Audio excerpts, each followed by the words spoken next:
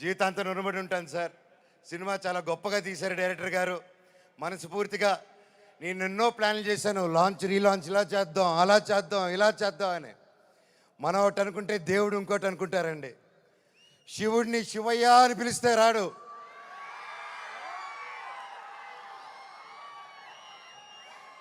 శివుడిని మనసారా తలుచుకుంటే ఇలాగా మా డైరెక్టర్ గారి రూపంలోనో, ప్రొడ్యూసర్ గారి రూపంలోనో, మీ అందరి రూపంలోనో వచ్చేదే శివుడు.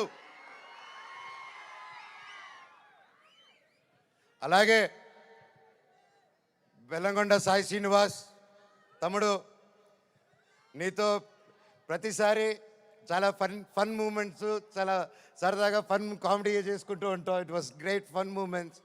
ఎప్పుడు అనిపిస్తుంటుంది నాకు ఒక తమ్ముడు కావాలని, తమ్ముడు ఉంటే ఎలా ఉంటుందని చెప్పేసి. నాకు ఇతను తమ్ముడు ఎందుకు పుట్టలేదని అనుకుంటున్నాను. థ్యాంక్ యూ తమ్ముడు. లైఫ్లో నీకు ఒక అన్నగా, ఎప్పుడు అండగా, తోడుగా, చీటికేస్తే నీ ముందు ఇవ్వాలి, ఇలాగే ఎప్పుడు ఈ మనవచ్చు ఉంటాడు నీకు. బాబాయ్ నీ గురించి ఏం చెప్పాలి బాబాయ్? నారా రోహిత్ నా ప్రాణ స్నేహితుడు. చిన్నప్పటి నుంచి మా అనుబంధం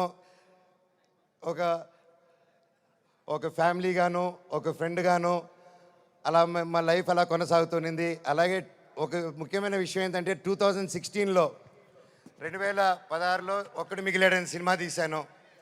ఆ సినిమా తీసినప్పుడు వాయిస్, అదే నా లాస్ట్ సినిమా ఈ 9 years బ్యాక్. ఆ సినిమాలో వాయిస్ ఓవర్ ఇచ్చింది నారా రోహిత్ గారు. మళ్ళీ అప్పుడు ఆపాను, మళ్ళీ తిరిగి వస్తుంటే మళ్ళీ నా జీవితం నారా రోహిత్ గారితోనే మొదలైంది.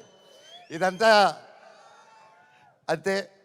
సో ప్రతి ఒక్కరికి పేరు పేరున అండ్ ముఖ్యంగా చెప్పాలంటే నారా రోహిత్ గారిది ఈ మూవీలో అండ్ సాయి గారిది పర్ఫార్మెన్సెస్ మైండ్ బ్లోయింగ్, అద్భుతం అద్భుతం అద్భుతం. చాలా బాగా, చాలా కొత్తగా చేశారు. అండ్ ఐమ్ షూర్ అందరికీ ఈ సినిమా ఒక గొప్ప మైల్ స్టోన్ అవుతుందని నమ్ముతున్నాను. అలాగే అదితి